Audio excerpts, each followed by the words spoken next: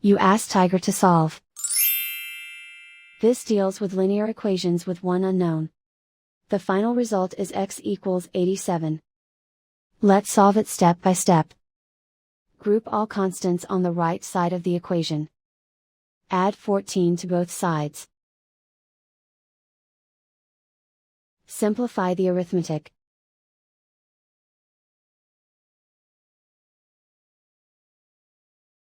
Isolate the x. Multiply both sides by 3. Group like terms.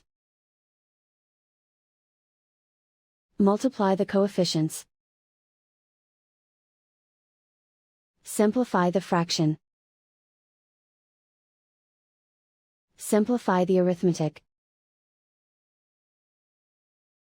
And so the final result is x equals 87.